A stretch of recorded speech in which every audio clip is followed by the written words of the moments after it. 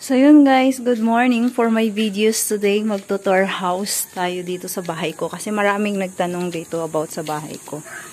Mag-tour house daw tayo. So ngayon, yan yung daan papunta doon. Then ito bahay ni Joel. Then yan yung bahay ko. Yan. Yan yung bahay ko. And pasok tayo ngayon. Ito yung pintuan ko. So ngayon, yun yung gilid niya.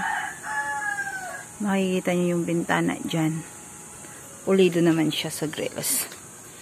Mamaya, pakita ko sa inyo. So, pagpasok nyo pala, ito yung sala. Yan. Ito na yung sala. Yan, yung tinatayuan ko. Hindi pa siya pulido.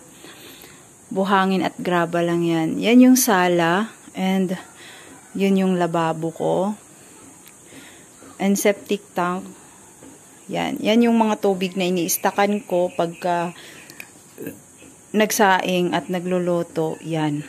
Then, dun tayo sa taas, may bakal na rin yan at steel dick na nakaharang. And yung bintana, merong grills at steel matting. So, safe. And yan. Akyat tayo sa taas. So, marami pa talagang kulang. And, under construction pa siya. Then, yan yung kulang na hollow block. Pero, nilagyan na lang namin ng plain sheet. Para pag umulan, hindi kami mababasa. And, dito naman tayo sa gilid. Meron din siyang plain sheet and steel dick.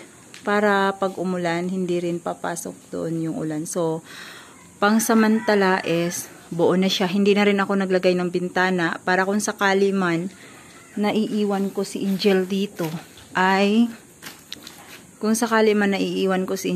safe. Then, yan yung pintuan. And, yan yung upuan na nakaharap dito sa kalsada. Kita mo agad yung taong pababa. And, doon tayo ngayon sa ating CR. CR tayo, CR. So, magtutour guide tayo. Uy, ano ba yan? Oh.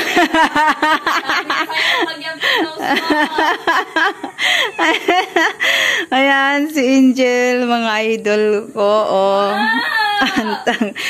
Malaki ang CR namin, mga idol ko. Andan pa yung mga timba. And, andito yung mga drum namin. Then, ayan, tulad nga ng pangsamantala lang naman yung lababo ko dahil madalian niya na ginawa ni Kuya Paul dahil nga nakita niya ang sitwasyon namin at naawa siya.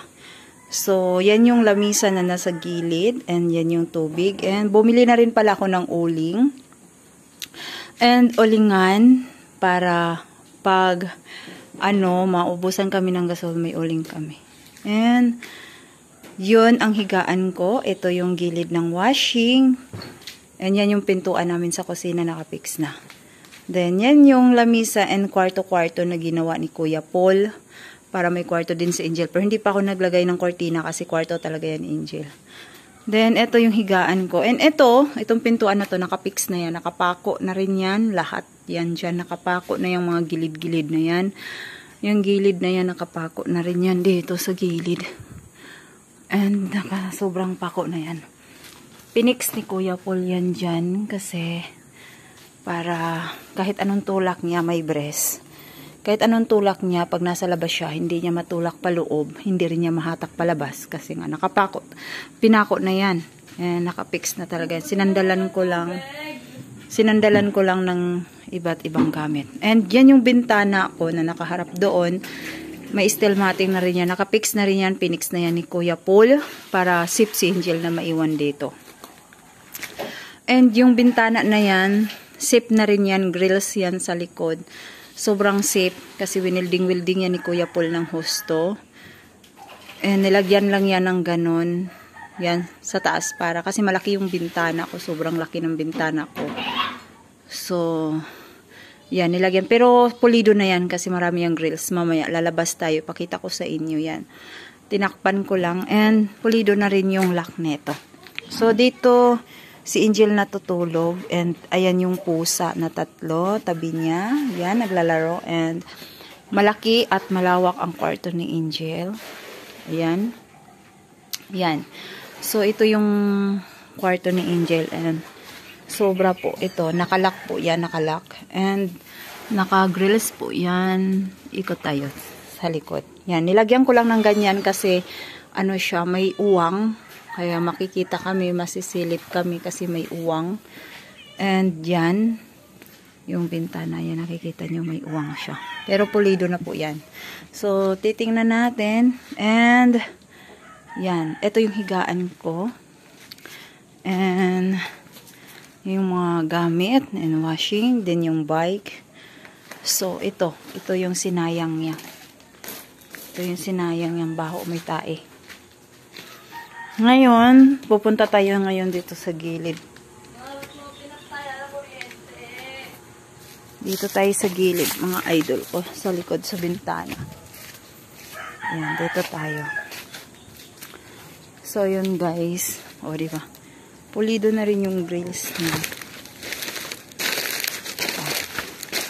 Ayan.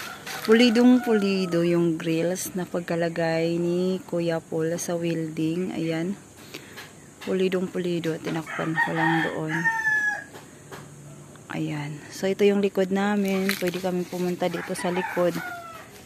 Ayan. Ito yung likod namin. Pwede akong pumunta dyan sa likod. Namin nala, nag-stock na yung tubig dyan, no? Pupunta ko dyan, magpala-pala ako. May ibang damit na naman nung nakaraan pink. May ibang damit na naman purple nung nakaraan pink. So, pupunta ako dyan mamaya. Magpala-pala ako. Then, ito yung gilid ng bahay. Yan, nakita nyo yung bintana. Grills naman yan siya. Pulido na yan. And,